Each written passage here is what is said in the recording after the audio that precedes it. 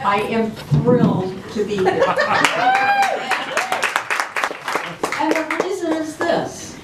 I live among skeptics and naysayers. I live among the folks, I am on the Agriculture Policy Committee. I'm the only urban person on the Agriculture Policy Committee. What's the history of that statute? How did that get in the first place? I mean, what was the rationale given for that statute? Well, I don't remember when it went in. 18B, it sounds like it was written by the chemical industry. That's my read of it. That's my read of it. And I'm going to tell you, it's going to be hard to change it.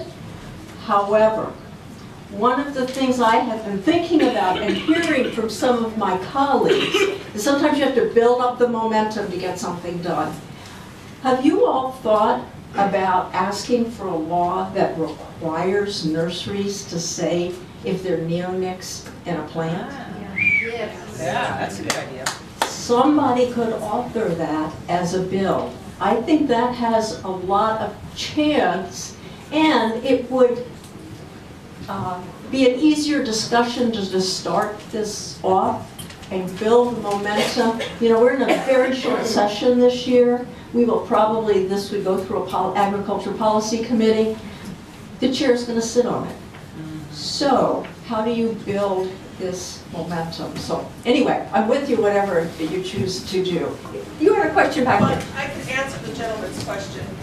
There was a small village in Ontario, or Quebec, Canada, who was learning that Roundup and the 2,4-D and the glyphosate and the bonding agents, which were inert ingredients within those components, were damaging people's neurological system and endocrine glands. And they started banning it within their city, and it went to the Supreme Court in Canada to allow the community to. They won the battle against against the chemical companies, and now it's banned throughout Canada. You can't buy those products in a hardware store. When that was going on in the Supreme Court, the chemical companies started state by state, and I think there, at the time that I heard this 3 years ago, there were 48 states that had laws similar to the one in Minnesota, so that we could not, at the community level, create an ordinance that was more restrictive than the states. So now we have to reverse that in order to take control back at the community level. Yeah. Which should be done. Absolutely. I don't disagree at all. Can I tell you a tiny little bit about what we did at the legislature this year? Microphone. Microphone. I will tell you a tiny little bit. I brought handouts for 40. Oh.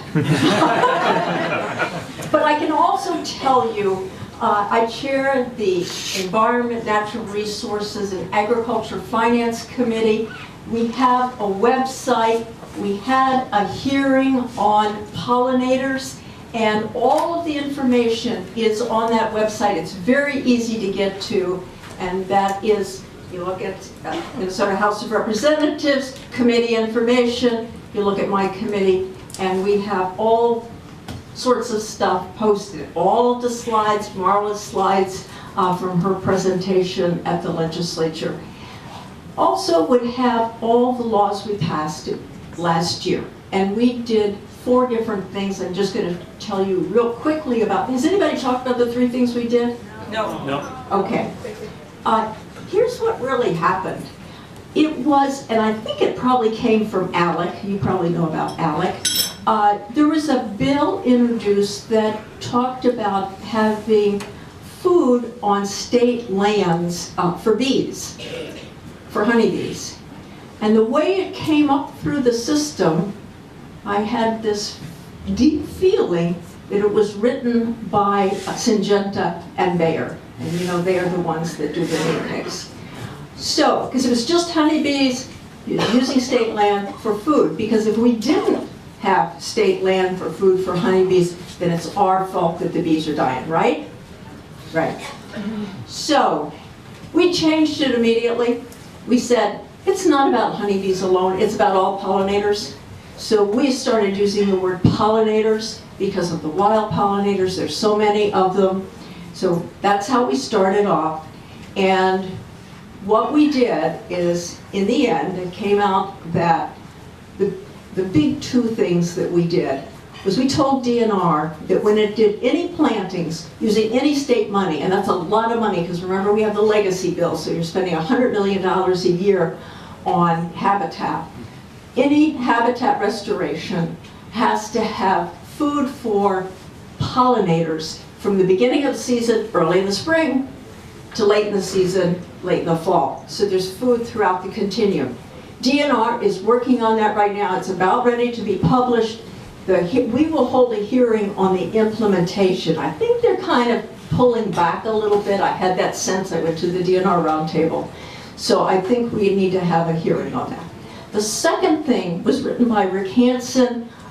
He actually used to work for the Department of Agriculture for maybe 15 years. He has a master's degree in soil scientist, or whatever it is, something like that. And he made requirements of the Department of Agriculture, and I have those bills here, and they'll be on the website. He made 3 requirements of them, one of them for banks, and one of them for habitat, and one of them for the department to review its laws about neonics, or its permission to have neonics in this state. So today, in my inbox, was that report that we got. I want you all to read it, because I want you to read the law, and I want you to read the report and see what's missing. I can already tell, even though I only got it today. So here is the fact sheet that the department put out, and in that, they were kind of wondering what banks were. Well, what we meant, and of course they never asked Rick, and he would have told them, is if we are losing a pollinator, then we need to have a way to preserve that pollinator. We need to rear them and put them in a place that's safe. The Minnesota Zoo is doing that very thing for a prairie skipper and another butterfly, and so they are a terrific resource. They will expand if the state helps them do it, but I don't think that's where the Department of Agriculture went. So I want you to read it and critique it. I expect that Rick will say, Gene, we've got to do a hearing on this during this legislative session, and I expect I'll say yes. Yes. Do you know anything about Governor Dayton's level of interest in this issue? I actually think having a thing at the precinct caucuses raises the governor's level of interest. I think that's terrific. I don't know that it's on his radar screen, though I had heard the DNR commissioner talk about it just days ago. So the commissioner is beginning to get it on his radar screen. So that's good news. But I doubt if it's on the governor's radar screen, to be honest.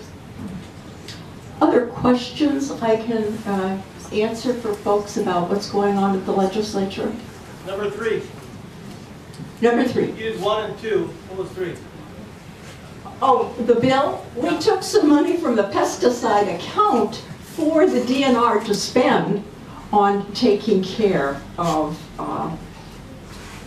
pollinators. Oh my gosh, that was, the pesticide account is where, so the pesticide account, and there's a fertilizer account, have a lot of money in them, and it's fairly easy to raise. We need to be thinking about that again in the future. So those are the things we did, but there's more coming. You know, your lottery money gets about $40 million a year that can be spent. I co-chair the committee that makes the recommendations, and in this last cycle, hasn't been voted on by the legislature, we put in 6 different things that have to do with pollinators. One for Marla. Did you all talk about that? No. Oh, okay. So I also have a handout with those 6 things. But let me just highlight. There's one for Marla, one for, let's see, Vera Kushik, one for the Minnesota Zoo that is to be the bank for pollinators. Another one is for landscape arboretum. They were only going to do honeybees, and we said, no, got to do pollinators, got to do all the pollinators. So they are going to do an exhibit on pollinators. We're spending a fair amount of money for it, so it should be quite good. What are some of the other ones? DNR survey? Oh, yes, two other things. We don't know anything about our native pollinators. Shocked the socks off of me because we have funded biological surveys, county biological surveys for years, would have assumed that we were surveying pollinators. We haven't. We know nothing about it. So there is money in from your lottery money to survey both native pollinators, bees, and native pollinators, butterflies. Really good stuff. We have to have some baseline data here. So